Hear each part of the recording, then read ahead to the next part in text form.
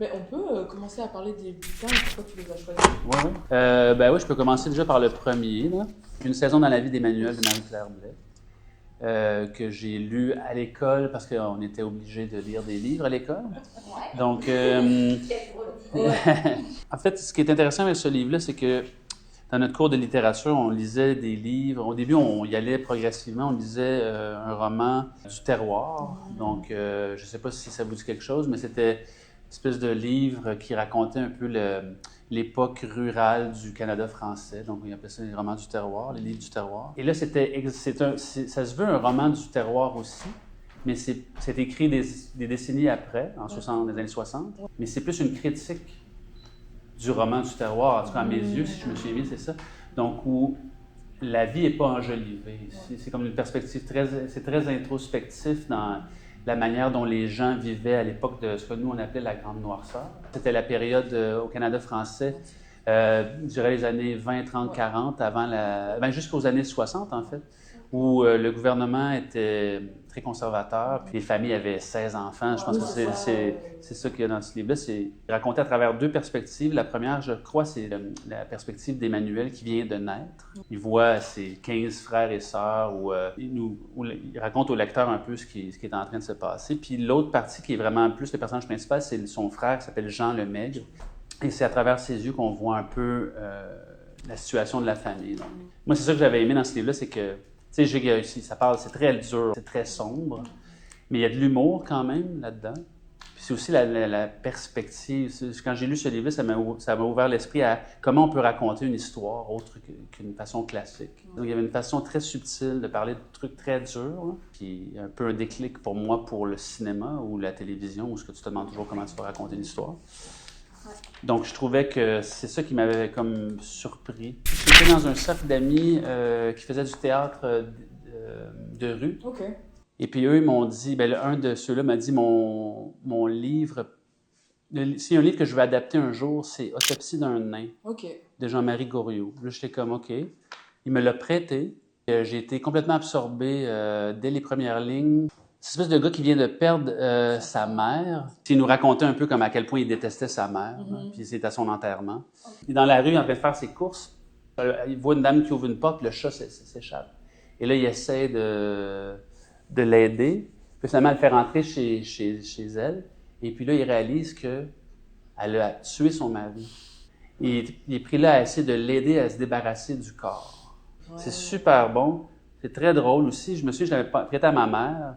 Et j'entendais, quand ma mère le lisait, je l'entendais rire. Ah oui, ok. Donc, c'est un souvenir que je retiens de ce livre-là. Absolument. Vous voulez que je parle de Quartier lointain? Quartier lointain. Ouais, Quartier lointain, ça, c'est une bande dessinée des années 90, je crois. Hiro, Taniguchi. Je me sais pas comment je l'ai connu, mais j'ai toujours eu un intérêt pour les dessins animés japonais. Oui. En fait, moi, les films qui m'ont marqué, j'ai des enfants, donc c'est sûr que tous les films de Miyazaki m'ont marqué, mais je les ai découverts avec mes enfants, je ne les connaissais pas avant.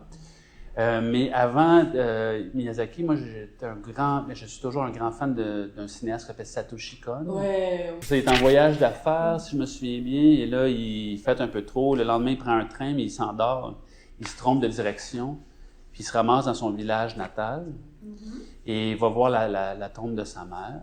Et puis là, tu réalises que dans sa vie, sa mère est morte assez jeune, puis son père les a abandonnés. Donc, il s'endort au cimetière. Il se réveille dans la peau de lui-même à 14 ans, puis il essaie de comprendre pourquoi son père... Il essaie d'intervenir pour comprendre pourquoi son père va partir. Genre, des fois, tu t'aimerais ça pouvoir revenir dans le passé pour revivre des trucs ou changer des affaires. Mais c'est vraiment aussi dans comment utiliser le temps pour raconter des histoires, ou comment décrire le temps ou le retour dans le passé. Je trouvais que c'était très filmique. C'est un récit qui est assez lent, d'une certaine façon assez calme. Tu sais, j'aime cette approche-là japonaise où il y a de l'action, puis c'est toujours des rebondissements. Je trouve juste qu'on est dans un air où il y a tellement de contenu que c'est comme s'il n'y en avait plus, il n'y en avait pas. Puis t'es là, tu regardes jusqu'à un point où t'es comme, j'ai même plus le goût de regarder rien. J'ai plus aucune plateforme. J'ai Arte. Ah, Arte, oui, moi aussi. Puis là, j'ai du plaisir à regarder les micro-séries. Mais moi, je suis sur Criterion, Sinon, il y a l'autre qui est gratuite avec une carte de bibliothèque, c'est Canopy. C'est très intéressant qu'on parle des plateformes parce que donc, depuis que j'ai plus Netflix, je suis jamais allée autant à la bibliothèque. Parce qu'en fait, j'emprunte. Ben oui. Des films? Des films. Ah oui, d'accord. Et c'est redevenu un plaisir. Et puis, j'en parle parce que c'est aussi au labo depuis depuis que j'y suis, mais surtout depuis 3 ans. Parler du ralentissement, on en entend beaucoup parler dans les médias, mais comment ça peut s'appliquer déjà dans un milieu de travail? Après, on a un milieu de travail artistique, donc c'est beaucoup plus facile. On est dans un autre monde. Ouais. J'en ai bien conscience. Mais aussi dans la vie personnelle. Et en fait, c'est assez fou de vraiment prévoir, genre, ah ouais, on va chercher notre DVD, et puis on va passer 2 heures dans la bibliothèque, et on est waouh, et puis on s'assoit dans les rayons, et j'ai l'impression déjà de retomber en enfance, mais surtout que ça devient un événement, et c'est vraiment chouette. Je m'informe sur l'économie en ce moment parce que j'ai un projet sur la décroissance. Pour moi, ce retour à ces activités-là qui fait en sorte qu'en fait, ça devient, plus tu le fais pour l'expérience, en plus, ça jume plein de trucs. Tu te lèves pour aller physiquement quelque part, avec quelqu'un. Ouais. En fait, je vais te dire, ça coupe aussi de la solitude. Moi, c'est l'isolement. C'est communautaire, en fait. C'est un aspect communautaire. Puis dans mes trucs sur l'économie, c'est justement ce qu'ils disent, c'est que on est rendu à un point où on veut isoler tout le monde. Et quand on est isolé seul, on achète. Se sentir partie, faire partie d'une communauté où les gens t'écoutent, les gens te demandent ça va bien, les gens sont là pour s'aider. C'est ça, tous les streamers, en fait, c'est reste chez toi, bouge pas. Et je pense qu'on a besoin de lieux qui font une sorte de résistance, en fait, une résistance douce.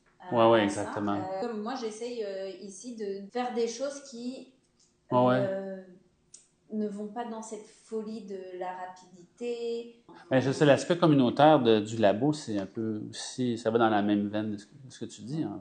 Ouais. C'est de faire redécouvrir aux gens le plaisir de se rencontrer et de se parler. Tu sais. Oui. Je lis en ce moment un truc sur ce qu'on appelle la simplicité volontaire. Ben, en fait, c'est un concept qui existe depuis des années.